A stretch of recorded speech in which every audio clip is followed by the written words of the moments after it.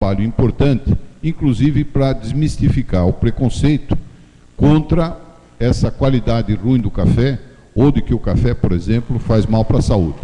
E a resposta foi criar esse programa do selo de pureza que vocês conhecem, que está presente quase em 65%, 70% dos cafés produzidos, das marcas de cafés produzidas no Brasil.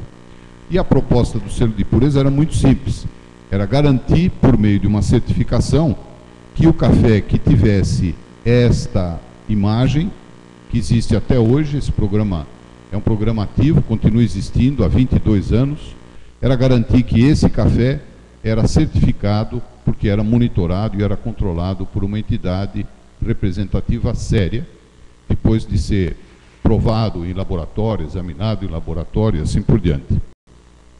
E esse programa, lançado lá em 1989, fez com que aquela curva de queda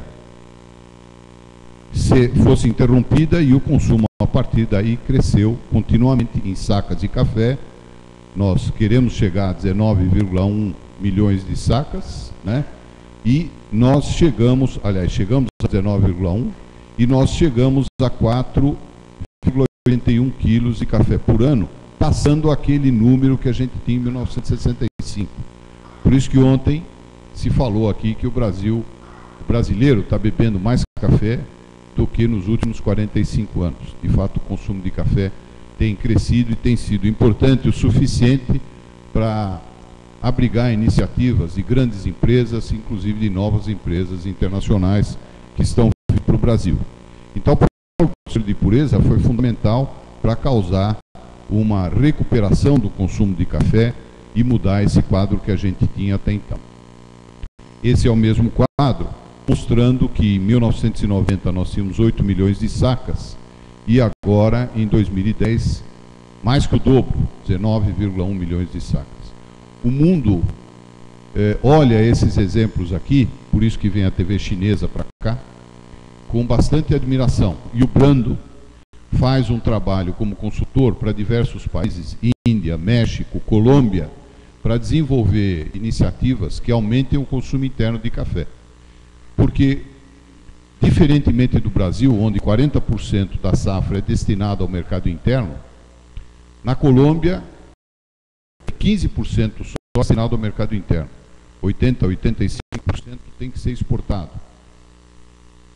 No Vietnã, menos de 10% da produção é consumida internamente. No Brasil, 40% é consumida aqui. Portanto, a cafeicultura e a indústria aqui no Brasil se misturam como uma coisa só. A indústria de café é extremamente importante para a atividade da cafeicultura. Todos dos melhores aos mais baixos. E ela comporta, pelo seu crescimento, o crescimento da própria cafeicultura, né? Parte do crescimento da produção brasileira de café foi exportada para crescer a nossa exportação.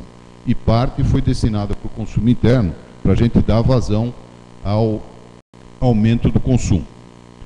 Mas isso aqui é exatamente o paradoxo que a gente vem dizendo. Até agora eu só dei boa notícia.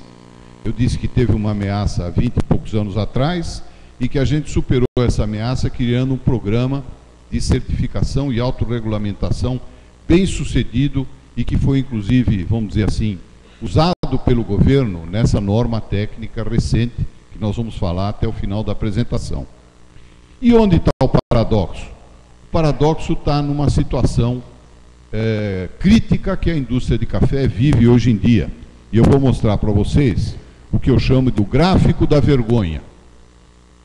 Isso aqui é um gráfico que compara, de maneira simples, a evolução de preços nos últimos 17 anos, desde o Plano Real até agora, de diversos indicadores e produtos. A inflação subiu 276%, a cesta básica 266%, o salário mínimo, graças a Deus, um montão, energia elétrica 460%, óleo diesel, que muitas indústrias usam como combustível, gasolina, né? E o próprio café cru, arábica, tipo 6, subiu agora 156%. Se a gente estivesse falando só um ano atrás, o café cru estava junto no mapa da vergonha aí, né? Agora, com esses novos preços de R$500, em 17 anos, o café cru subiu 156%.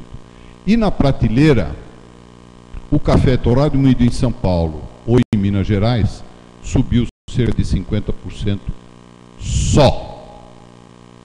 O que é que significa isso? Que o nosso produto perdeu valor, perdeu importância no orçamento doméstico e perdeu valor como atividade econômica para muitas indústrias. Quer dizer, quem está há 17 anos vendendo um produto cujo preço aumentou só 50%, quando a maioria do restante subiu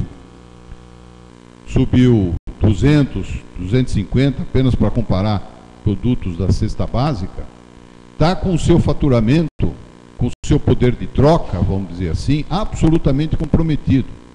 A torrefação era um negócio que comportava dinheiro, o resultado, para ter famílias pertencendo à torrefação, né? Tinha irmãos que eram sócios, primos, cunhado, né? Todo mundo tem um cunhado sócio de algum negócio. Torrefação tinha também. Hoje não. Hoje a torrefação típica brasileira, pequena, é um negócio que comporta uma pessoa, um dono e olhe lá. Então isso aqui é um grande problema, né? Um negócio que se valorizou muito pouco porque o seu produto valorizou muito pouco. O café precisaria, para o consumidor, se elevar no mínimo 40%, 50% mais, aproveitando agora inclusive o fato de que a matéria-prima cresceu de preço, para que as indústrias pudessem buscar um mínimo de rentabilidade para continuar com o seu negócio. Se a indústria vende pouco em valor, ela tem pouco dinheiro para investir em tecnologia, ela tem pouco dinheiro para investir em capacitação e gerenciamento, ela não tem dinheiro para marketing e, pior do que isso, ela fica limitada na sua capacidade de comprar cafés com qualidade crescente e preço maior. A indústria não interessa pagar café com preço baixo. Não nessa situação, né? Nós precisamos que essa alta de preços se mantenha no café cru, para que a gente tenha tempo de vencer os nossos próprios problemas, as nossas próprias barreiras, e a gente valorizar o nosso produto, dar valor ao nosso negócio. Senão, a indústria de café vai ficar um negócio empobrecido cada vez mais. E esse é um problema difícil, porque alguém pode estar perguntando, uai, vocês não aumentam, vocês não querem. Não é assim. Nós não aumentamos por uma série de fatores, né? Dois dos principais são o varejo supermercadista, é o principal cliente da indústria de alimentos e de café também. Por ele passam 65% pelo menos das vendas de café. E o varejo é extremamente concentrado e muito rigoroso, muito duro na negociação. Quando a indústria já começa a comprar café em grão cru mais caro, leva no mínimo 3 ou 4 meses para se concluir uma negociação de aumento de preços junto ao varejo supermercadista, o que é muito tempo. A segunda razão é a concorrência existente entre as próprias indústrias, né? Existem ainda hoje mais de 1.000 indústrias de café no Brasil, a grande maioria, 95%, 96% delas, micro e pequenas empresas, mas que muitas vezes disputam o mercado e o mesmo cliente com o mesmo tipo de produto, sem inovação, sem diferenciação que justifique a preferência do cliente, inclusive preços mais elevados. Existe uma saída para isso? Existe. Existem várias saídas. Algumas delas vêm sendo tentadas pela indústria de café e principalmente estimuladas pela BIC há um bom tempo. Uma delas é trabalhar no segmento de cafés diferenciados e gourmet. Aquilo que o Carlos Brando falou que é a receita para o Brasil. Aumentar a produção de cafés diferenciados e cafés especiais. A indústria de café no Brasil está fazendo isso, né? Isso aqui é um quadro que mostra na cidade de São Paulo, coleta feita agora em janeiro, a média de preços do café tradicional. Esse é o café almofada, é o café do dia a dia, vamos dizer. Qualidade regular, a boa e custo mais baixo. Em média, eles custam R$ 11,70 por quilo, R$ 5,50, R$ 5,60 o pacote. Já os cafés gourmet, em média, custam R$ 43 por quilo. Uma diferença importante, enquanto uma outra categoria de qualidade intermediária entre os dois, os cafés superiores, chegam a ter uma média de 18,90. O que a indústria tem feito, parte dela, se direcionado para esses segmentos de cafés diferenciados, porque aqui ela tem uma remuneração melhor do que no café tradicional. E os cafés, o mercado de cafés tradicionais, que é 95% do mercado do consumo, tem ficado cada vez mais um negócio destinado a empresas bem estruturadas. E não precisam ser empresas grandes só, empresas grandes que têm tecnologia, ou empresas menores que têm liderança local, têm marketing diferenciado e que conseguem impor a sua marca para poder trabalhar no mercado de cafés tradicionais. Mas aqui a guerra é séria, né? E esses preços não mudaram nos últimos 5 anos. Se você pegar esse mesmo quadro feito há 5 anos atrás, os preços eram quase esses aqui, né? Então, uma das saídas para a indústria é ela mudar o tipo de produto e o tipo de mercado e segmento onde ela atua. Mais ou menos a receita que o Brando deu para parte da cafeicultura brasileira. E como é que isso está acontecendo, né? Isso aqui é um levantamento que a BIC faz mensal, que mostra a evolução das vendas de um grupo de empresas que mais ou menos espelha o que acontece no Brasil como um todo. São 60 indústrias de vários portes e tamanhos, e esse gráfico aqui mostra a venda mensal. Cada pontinho é um mês, né? Eu não consigo enxergar quando começou isso tudo, mas esse estudo começou em junho de 2003. E essas vendas ali eram medidas por um índice 100 pontos. Hoje esse índice está em 143, 145, ou seja, nós estamos vendendo 45, quase 50% a mais do que vendíamos em 2003. E essa curva mostra como isso vem acontecendo, né? Aqui, apesar de terminar em dezembro, janeiro e fevereiro continuou subindo um pouquinho. Ou seja, o consumo está crescendo. Apesar dos problemas que nós estamos enfrentando, o brasileiro mostra que quer consumir café, que tem demanda para consumir café e cafés de qualidade diferente.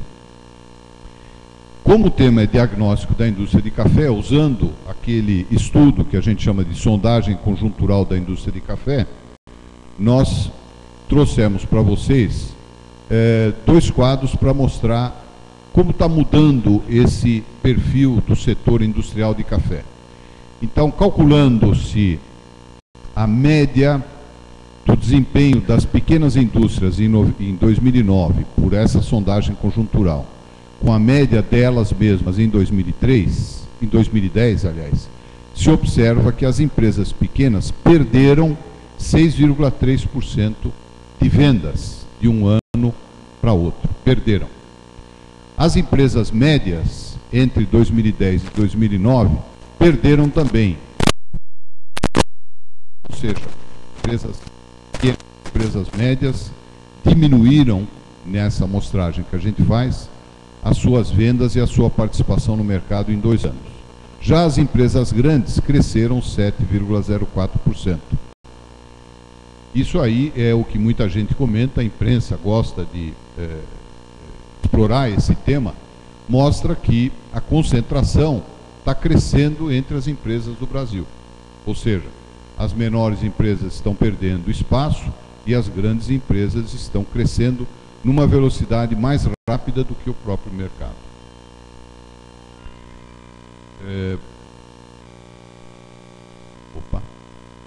Esse quadro aqui mostra isso também, mas tem uma explicação.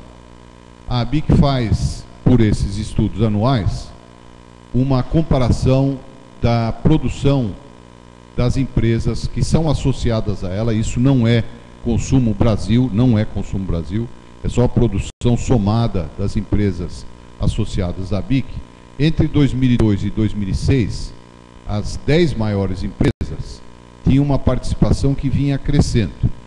Aqui de 2006 para 2007 houve uma grande fusão de 2 grandes empresas e aquisição de outras, né? E essa concentração que estava em 45% das 10 maiores subiu para 70% em 2007, mas por conta desses processos de aquisição e fusão. Mas mesmo depois disso, essa concentração continuou crescendo. Quer dizer, a gente está vendo claramente que o mercado está mudando de perfil, com as grandes empresas crescendo mais do que cresce o resto do mercado. Uma outra comparação, já que estamos falando de diagnóstico das indústrias, é o seguinte: a ABIC tem cerca de 450 associados. Parte delas são cafeterias. Então, olhando não as cafeterias, mas apenas as indústrias, e a gente diria aí 300 e 400 indústrias, as 8 maiores indústrias respondem por quase 74% da produção desse grupo, não é da produção brasileira, da produção desse grupo de empresas. Desses 1.030.000 sacas por mês, as 8 maiores industrializam 74%. E aí tem um montão delas, 336, que são as pequenas, né, empresas que fazem até 1.000 sacas por mês, que industrializam 7%. Então nós temos uma configuração muito característica de micro e pequenas empresas que tem um número muito elevado, né, de unidades, mas que respondem por uma parcela pequena da produção. E aí a gente pode estar perguntando, ou vocês perguntando, e aí? O que vocês vão fazer? Né? Deixar esse povo desaparecer? É lógico que não. A ABIC tem responsabilidade por todos os seus associados, desde as 8 maiores até as 336 pequenas. Então, o que a ABIC tem feito ao longo dos anos é criar uma série de programas que são, na verdade, ferramentas para permitir que as empresas possam se reacomodar no mercado e possam continuar participando do mercado. O programa do selo de pureza foi o primeiro, o programa de certificação de qualidade foi outro. Hoje as licitações, as concorrências públicas, uma grande parte delas usa critério de qualidade para comprar o café, e isso é um trabalho induzido pela ABIC. Algumas empresas acabaram desistindo de atuar no mercado normal e passaram a se especializar, por exemplo, em licitações, onde elas podem ter um resultado melhor. Existem programas voltados para exportação, quer dizer, tem uma série de iniciativas voltadas tanto a ajudar a indústria, quanto a continuar educando o consumidor para ele continuar consumindo mais. A ideia também é aumentar o consumo, porque se o bolo fica maior, ainda cabem mais fatias dentro do mesmo bolo, né?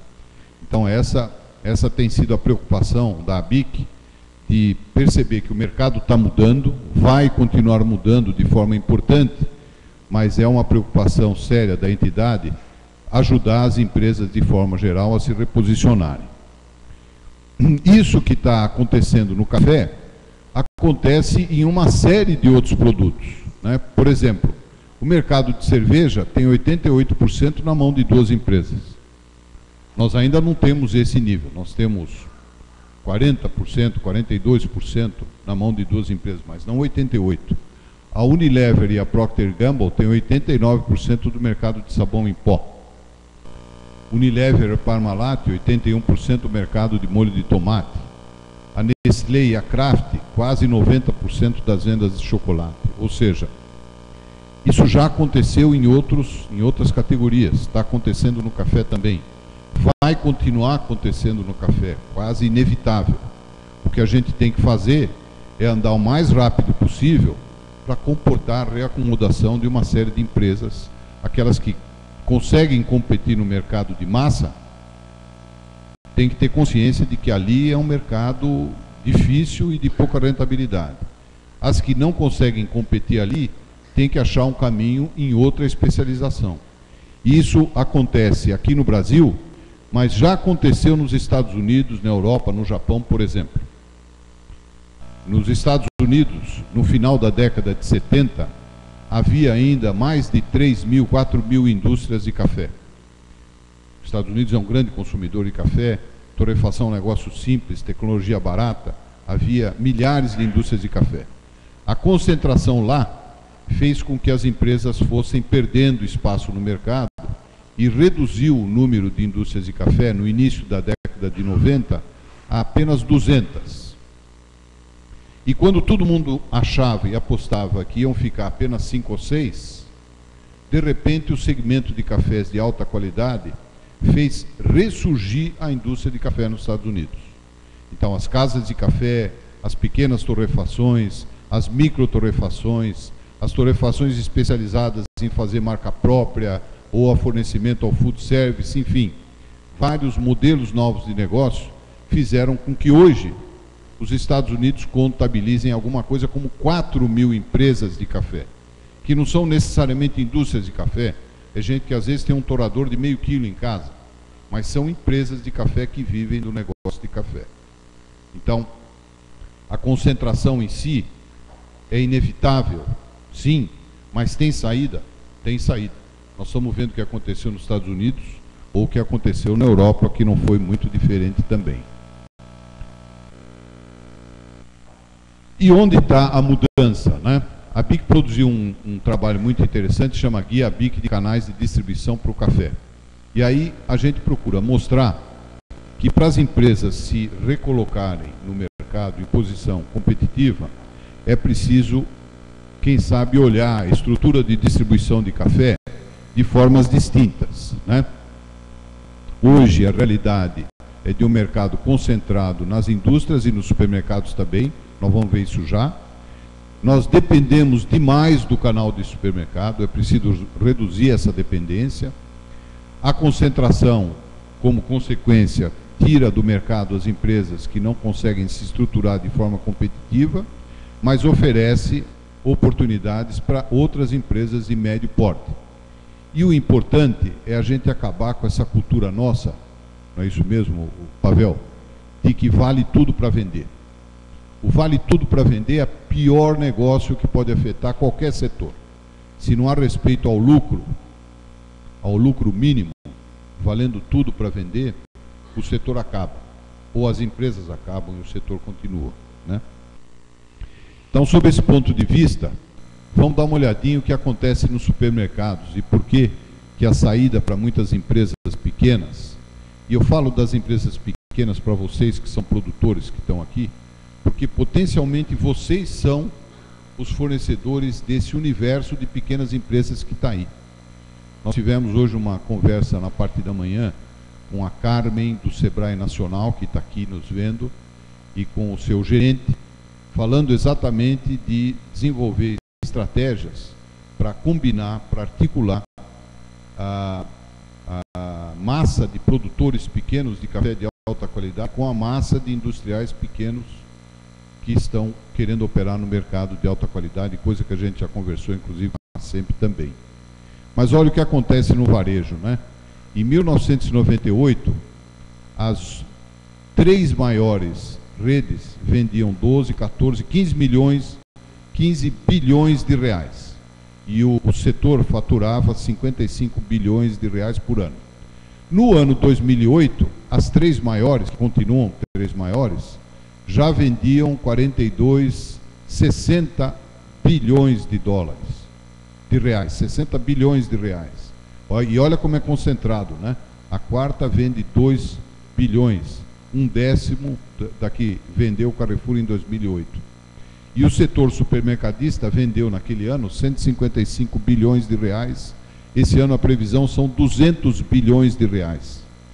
E as 3 maiores concentram 50% do mercado, né? Então não é mole conviver com a venda para o grande varejo. Outra comparação, em 1998, as 5 primeiras tinham 567 lojas. Em 2008, as 3 maiores tinham um triplo disso, 1.600. Então a concentração na indústria é consequência, inclusive, da concentração do próprio varejo, né? E aí, como é que faz para os outros continuarem existindo?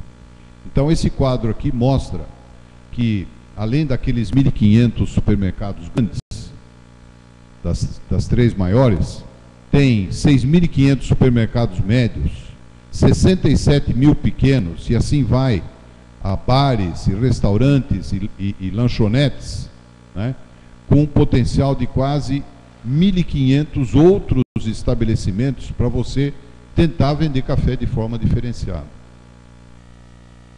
O varejo alimentício e o food service, alimentação fora do lar, tem uma comparação básica aqui, mas importante. O brasileiro come cada vez mais fora do lar. Estão vendo aqui, ó, de 2002 até 2010, como aumentou as vendas do canal de alimentação fora do lar. Então, alimentação fora do lar, restaurante, lanchonete, cafeteria, ponto de dose, representam hoje também uma oportunidade de negócio que não é pouco disputada, é muito disputada também, mas não é tão rude, às vezes, quanto o próprio varejo supermercadista, né? Que também tem as vendas crescentes, mas onde a briga é cada vez mais séria. Outro quadro mostra a evolução das vendas da indústria de alimentos para o canal de food service, alimentação fora do lar, ou varejo alimentício. E dá para ver que ambos crescem, mas a importância do varejo, da alimentação fora do lar, cresce às vezes, como parte das vendas da indústria, mais do que as vendas do próprio varejo supermercadista. Quais são os grandes desafios que a indústria tem, então, diante desse quadro, né? Nós estamos fazendo um diagnóstico e ficou claro que o mercado cresce, vai continuar crescendo baseado em qualidade, mas que o grande crescimento vai ampliar a concentração na mão das grandes indústrias ou das indústrias importantes locais nos vários estados, e que as empresas menores vão ter que procurar saídas na especialização. E são alguns desses conceitos que a gente coloca aqui. Quais são os grandes desafios da indústria de café? Ser competitivo num setor que ainda tem muita gente trabalhando, competindo pelos mesmos canais e pelos mesmos clientes. E a solução disso é inovar, é outro tipo de embalagem, é outro módulo de embalagem, é outro tipo de produto, é outro tipo de marketing, inovação e marketing também, tudo com o objetivo de recuperar a rentabilidade. Se a indústria não conseguir recuperar a rentabilidade, vai ficar com um discurso como esse que eu estou fazendo agora, que não é muito diferente do que vocês faziam até abril do ano passado. Um discurso de perda de renda e de inviabilidade. E como vão ser os próximos anos, né? Quer dizer, qual é a expectativa que a gente tem? O Brando estava falando de uma superprodução e talvez queda de preços no futuro, daqui a 3 anos. Nós olhamos isso aí como um recado importante. Nós também temos 3 anos para acertar a nossa vida. Porque se a gente quiser deixar para acertar a nossa vida quando houver superprodução e os preços caírem, aí é que a gente morre abraçadinho junto todos, né, Carlos? Os próximos anos não vão ser tranquilos. A expectativa é de que a concorrência vai continuar aumentando. Os produtos tendem a se comoditizar. O Brando falou isso. Eu estou falando de Brando porque a palestra dele deu muita dica para nós e mostra problemas muito semelhantes. Ele falou de que sustentáveis vão ter que ser todos os produtores dentro de alguns anos. Ou seja, que é provável que não haja prêmio para sustentabilidade, da mesma forma como os produtos tendem a se comoditizar cada vez mais. O preço baixo hoje não é vantagem competitiva, deverá ser cada vez menos no futuro, e diminuir a qualidade para baixar o preço é o tipo do suicídio que a gente não quer ver acontecer com empresa nenhuma. A grande oportunidade vai estar em agregar valor através de investimento na imagem do produto, na certificação e na qualidade. E aqui a gente está falando uma mesma linguagem também junto com vocês. Parece não haver uma solução para uma grande parte das indústrias se elas não buscarem a melhor efetiva da qualidade do que produzem, mas elas precisam saber depois dizer isso para o mercado. E dizer isso para o mercado, diferenciar a qualidade, além de marketing, ajuda muito a certificação. Por isso que a BIC desenvolveu vários programas de certificação para ajudar as empresas a terem um custo mínimo ou inexistente para participarem de um programa de certificação. O que isso significa? Que as indústrias têm que se especializar. Aquilo que já falei aqui. A empresa tem que olhar o mercado, tentar entender o mercado e saber em que lugar que ela deve ficar. Se ela vai ser fornecedora de rede de varejista de supermercados, ou se ela vai ser fornecedora de casas de café, ou se ela vai fazer marcas próprias. Há 2 anos atrás eu visitei um torrefador nos Estados Unidos, no Oregon, pequeno, comparado com empresas nossas, pequeno. Mas ele tinha 102 marcas diferentes de café. Ele fazia café para loja de automóvel da cidade dele, ele fazia café para uma rede de restaurantes, ele fazia uma marca de café para um restaurante que tinha um estabelecimento só. Eu perguntei para ele, mas por que você faz uma marca de café para quem tem um restaurante só? Ele falou, ele tem hoje um, mas amanhã pode ser que ele tenha 3, e quem sabe daqui a 5 anos, quem sabe ele tenha 10. Uma cabeça diferente, né? Isso é a especialização.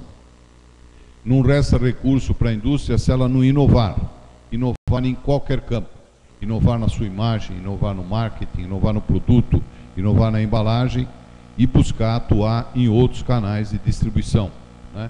Não é só supermercado que existe, não é só empresa de cesta básica que existe, o mercado é constituído de inúmeros canais importantes, como, por exemplo, o varejo, né? Varejo supermercadista mais sofisticado, isso aqui é uma prateleira do Pão de Açúcar, né? Com os cafés com qualidades distintas, colocados em posições diferentes na gôndola.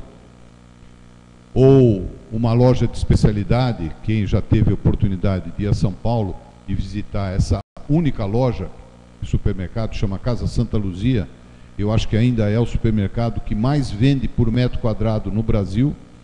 Ele tem uma área de venda que está lá no fundo, que é a maior exposição de marcas de café gourmet que existe no Brasil. São dezenas de marcas de café gourmet, todos de alta qualidade.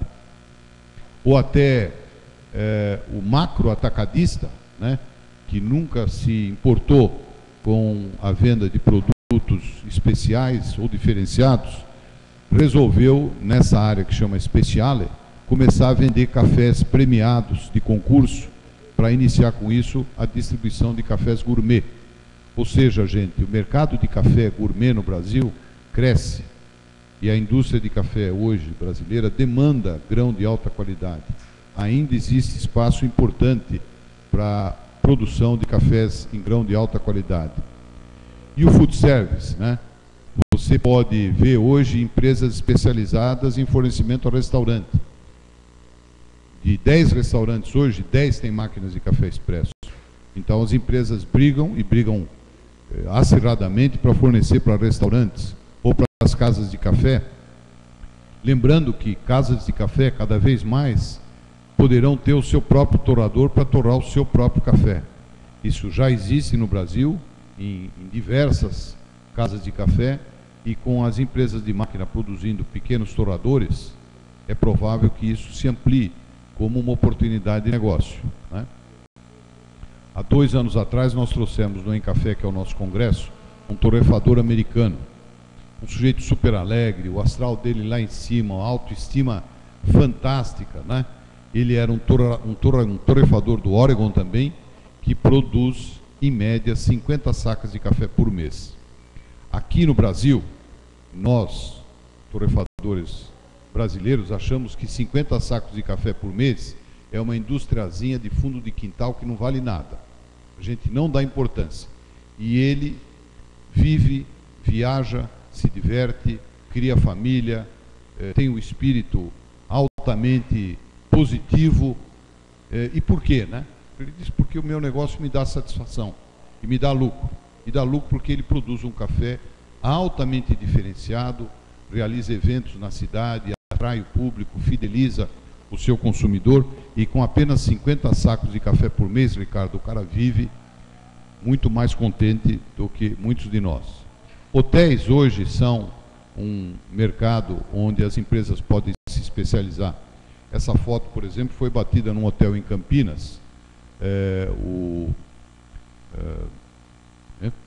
Royal Palm Plaza, que é um dos melhores hotéis do Brasil, que tem 8 pontos de venda e dose de café em todo o hotel. Tem no lobby, tem no restaurante, tem no outro restaurante, tem 8 lugares, cada lugar tem a sua máquina própria, tem um cardápio de cafés diferenciados, tem uma moça que atende e supervisiona tudo.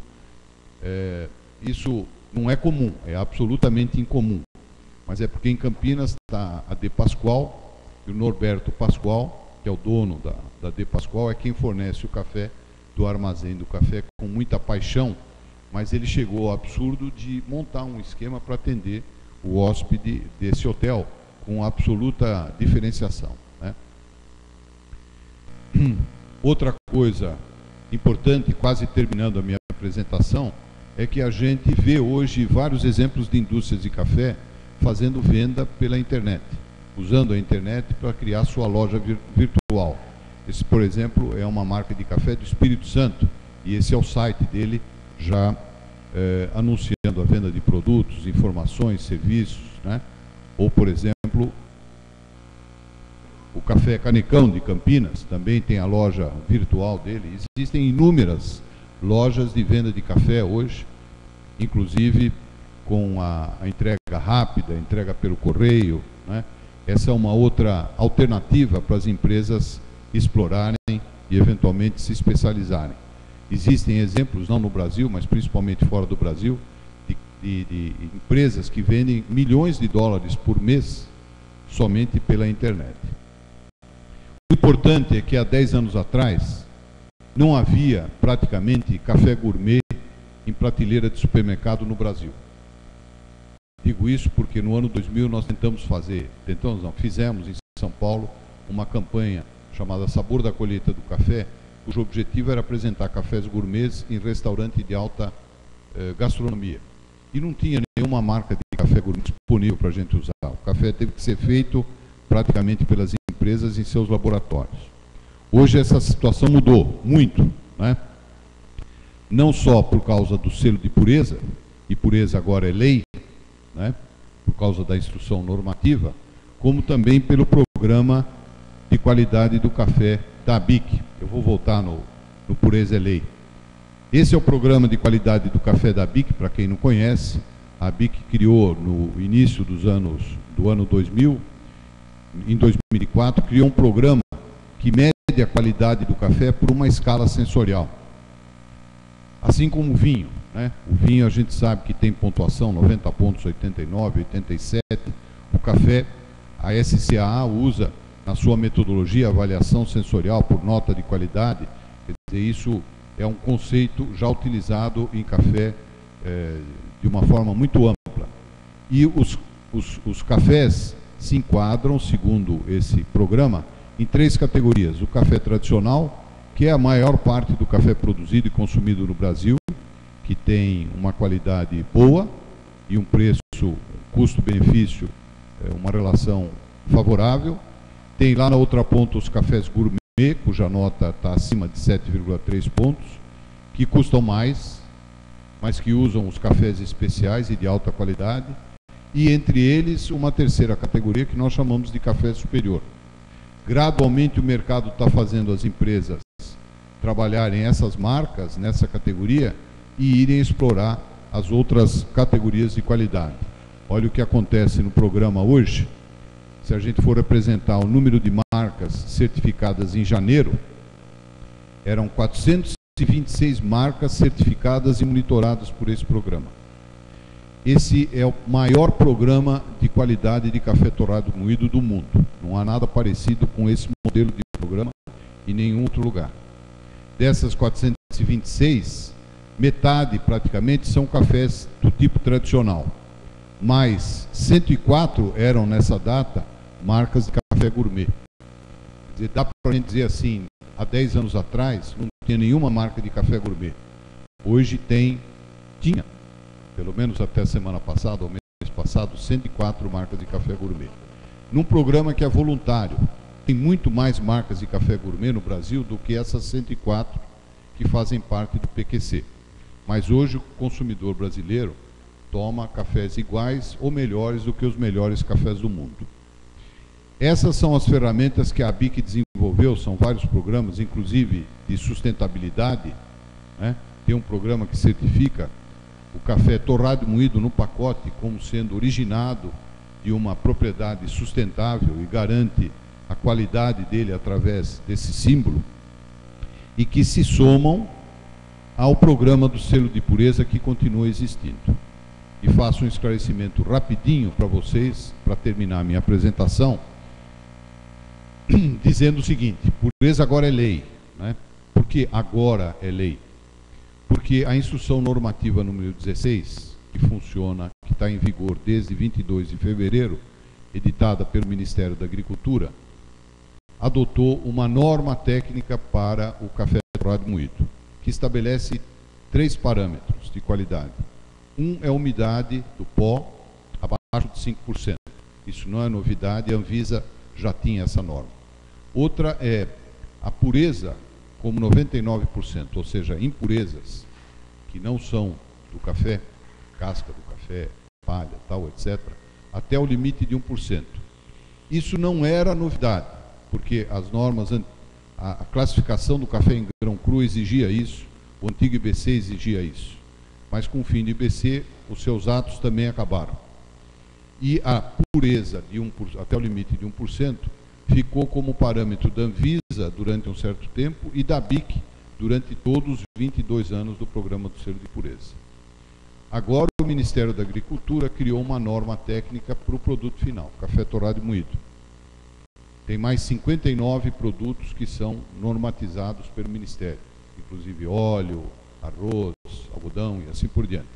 Agora o café também tem. Com essa norma, que tem um efeito de lei, a pureza passa a ser fiscalizada pelo Ministério. Antes não era. Sem norma técnica, o Ministério não tinha como fiscalizar. Então o mercado funcionou durante muitos anos, especialmente desde o ano 2000, com o monitoramento da BIC. Esse monitoramento é que segurou a fraude num valor, numa intensidade baixa, pouco expressiva. Mas essa é a laranja podre do pote de laranja. Se você não tirá-la daí, ela pode contaminar as outras. Agora isso passa a ser feito pelo Ministério da Agricultura com fiscalização direta no varejo. Quer dizer, o Ministério, quando estiver preparado, vai fiscalizar coletando a amostra de café e analisando o teor de impureza. E a BIC, com o seu selo de pureza, vai contribuir para que isso seja feito de maneira eficaz e séria. Então, pureza agora é lei, mas há 22 anos a BIC monitora isso e vai agora, numa parceria com o Ministério, indicar onde está a fraude. A gente sabe onde está a fraude, porque nós coletamos quase 3.000 amostras de café por ano e mandamos para uma rede de laboratórios para verificar pureza e qualidade. Então a BIC vai poder indicar aonde está a adulteração, aonde está a fraude e diminuir esse mercado de resíduo que, na verdade, atrapalha desde o produtor, porque ele tira a possibilidade de uma parte dos produtores vender o seu grão, porque alguém está comercializando, vendendo ou comprando resíduo, né? E ajuda a indústria, que também tira, vamos dizer, o mercado dos cafés adulterados, que é pequeno, mas existe. Quem ganha com isso? O consumidor, porque vai ter basicamente mais qualidade, desde a pureza até o sabor do café.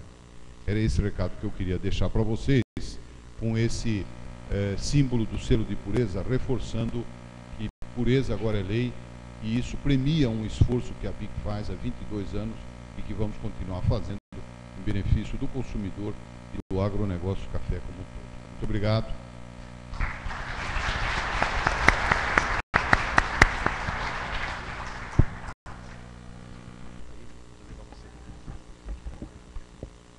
Muito boa palestra, Natan. Parabéns a Natan e a nossa associação. Agora ouviremos a palestra do nosso Ricardo de Souza, diretor de marketing da Sarali. Boa tarde, pessoal. Passou meio-dia. Bom, a minha palestra, na verdade, é um pouco do que o Natan e o professor Brando já falaram de manhã. Ela vem a colocar um pouco da aplicação prática de alguns conceitos que foram falados aqui de agregação de valor no mundo da Sarali, que é hoje a maior empresa de cafés do Brasil. Então, prometo ser bastante breve, mas acho que vai ser bastante interessante para ilustrar um pouco do que já